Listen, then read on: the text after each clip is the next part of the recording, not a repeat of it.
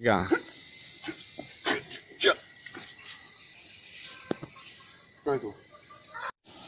Untuk gerakan yang kedua, antisipasi dari serangan sebelah kiri dengan posisi begini. Oke, kita menghadapi tikaman dulu. Masuk, mundur sedikit, balik, baru kita turun. Ini sudah kita jaga nih kaki depannya nih. Baru masuk 1, 2, 3, 4. Oke, baru hantam kepalanya, tekik ke leher, tarik. Oke, ini eksekusi selanjutnya untuk finishing. Oke. Stop. Pecah, dah.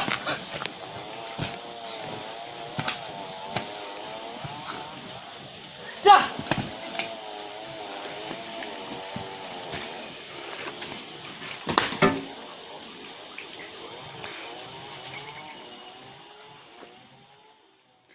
Monggo.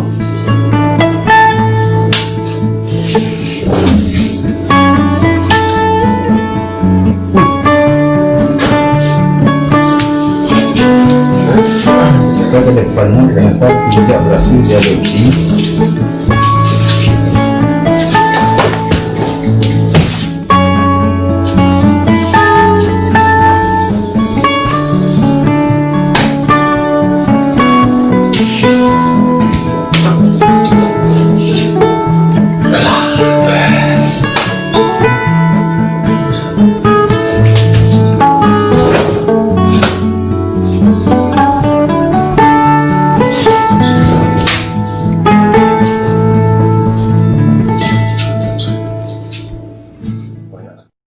Assalamualaikum warahmatullahi wabarakatuh.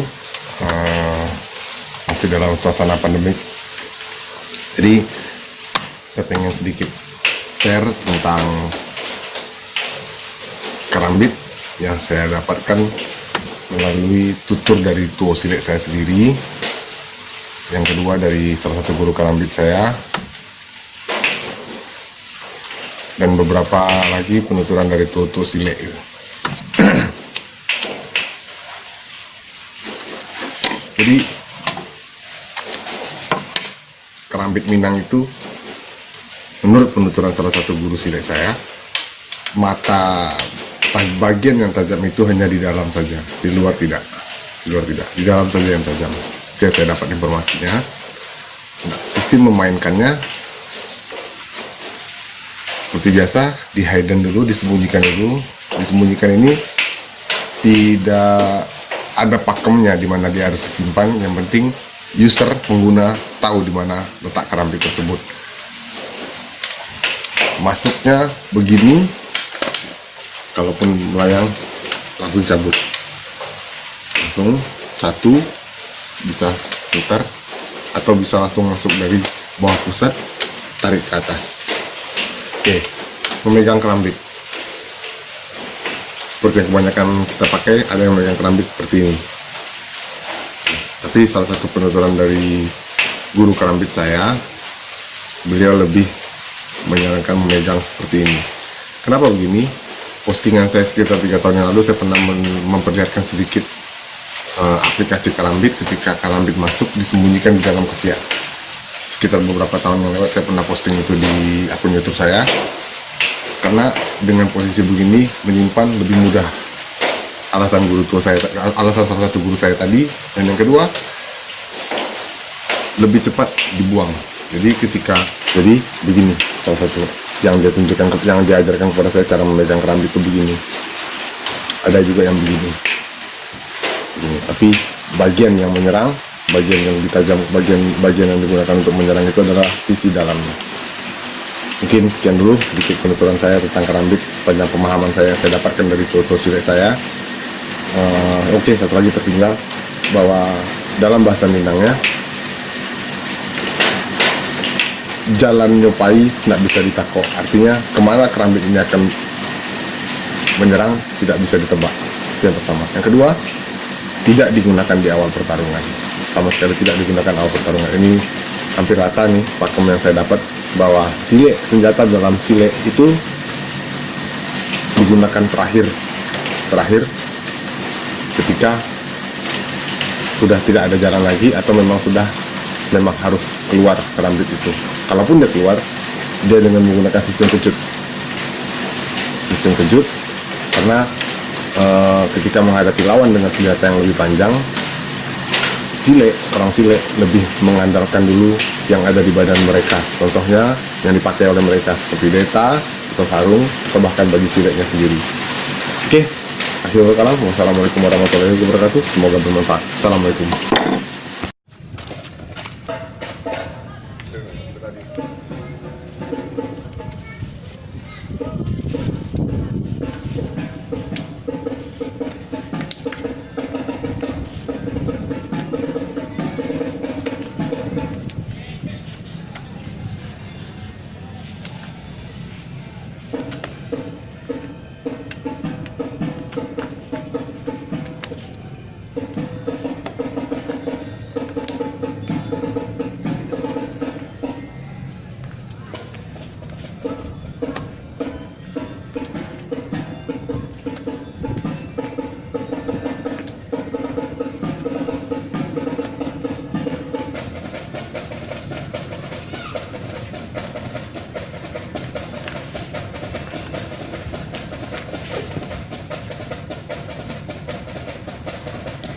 Oke guys.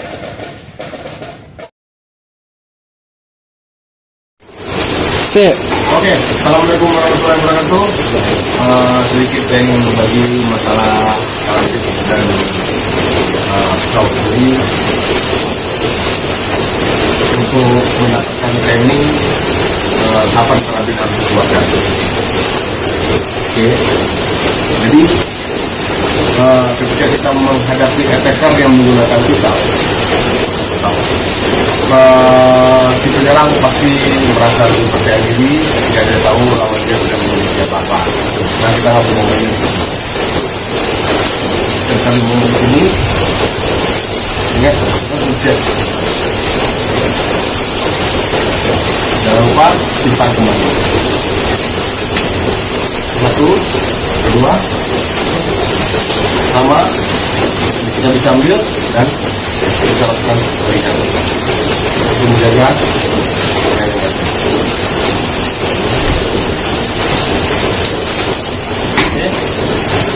sama.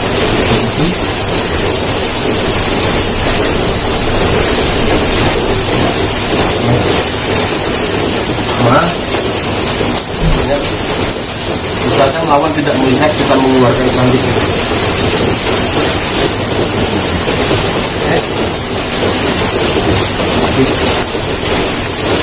Sama. Jadi biarkan lawan kita di atas angin dulu, langsung ujian yang sambil dan kita jadi pemikirannya bisa di.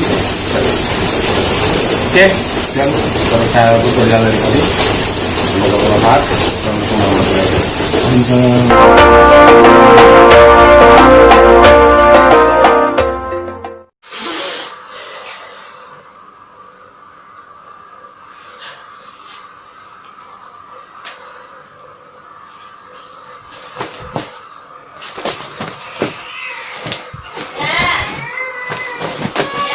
Halo.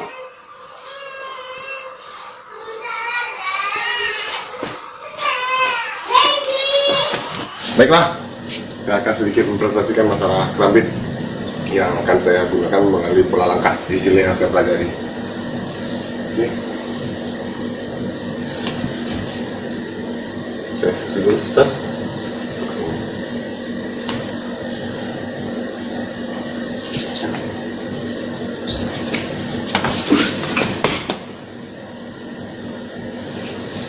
Oke, nomor step.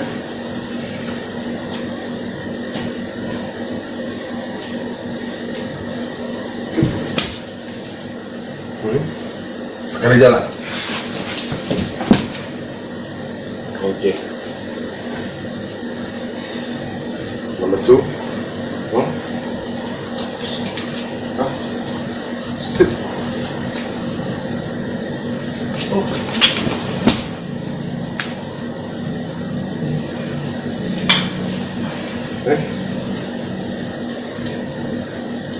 Yang dulu.